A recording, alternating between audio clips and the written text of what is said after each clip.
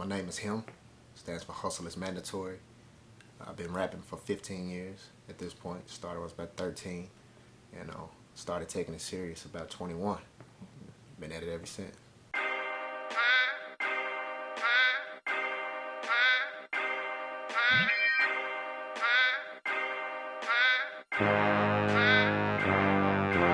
Hustle means, it has a bunch of different forms. For me, it means go for what you know. Whatever it is that you're doing, go 110%. 120 if you can. But at the end of the day, you got to give it everything you got, whether you're a doctor, whether you're a nurse, whether you're just somebody working a 9 to 5. Hustle is mandatory. That's something that I think is applied to everybody. You know, I am him, but you can be him too. She can be him. Because if that hustle ain't mandatory, you ain't gonna eat. I was born in Midland, Texas, the square as most would call it. Spent half my life there and was raised in Arkansas, Brick City. I was raised by my grandparents, so in the backwoods, man, you learn a lot about yourself early. You understand? So both of those two places, man, had a major influence on who you see today.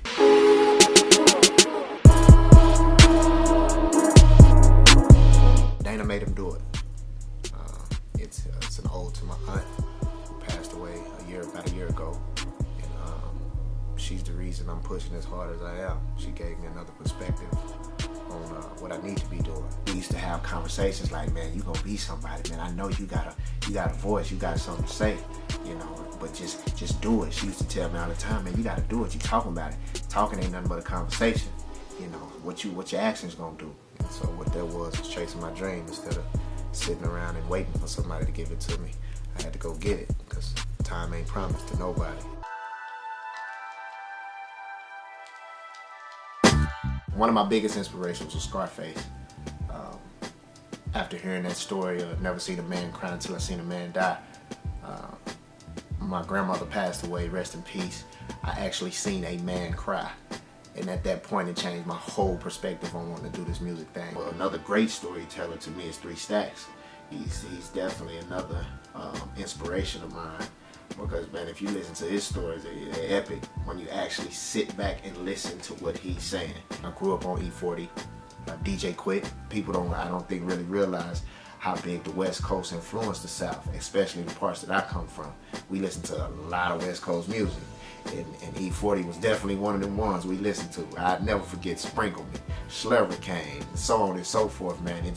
He moved us, you know what I'm saying? And watching him hustle and then growing up and seeing how he was doing all these different things was like, man, I want to independently do my thing like that too. So he was definitely somebody I looked up to from a business acumen. These are the people that my dad was playing, my uncles was banging out, the Dog Pound, of course, Snoop. I'm pretty much all over the place when it comes to music. I just like good music. I try to make difficult seem simple. So if you're really listening to what I'm saying, you'll know what I'm talking about, or at least you can at least go there. If you close your eyes and really listen, you can be like, oh, okay, I get it. I call the music that I do consciously cool. I speak with a message behind it, but I'm cool with it too. People can expect a short story. It's basically a conversation that me and my aunt had about the things that I need to do and how I can inspire the people and give them a message from my own trials and tribulations at the beginning of this thing. This is just a starting point. This definitely is something that'll give people an intro to who I am and what I'm about and what I'm trying to do with this music thing. My biggest influence of all is my family. If it wasn't for them, man, and believing in me and telling me, especially my Auntie Dana, the one I decided to do this project after, and if it wasn't for them, man, I know for sure I wouldn't be who I am now. Them and God, man, without them two, man, I'm nothing.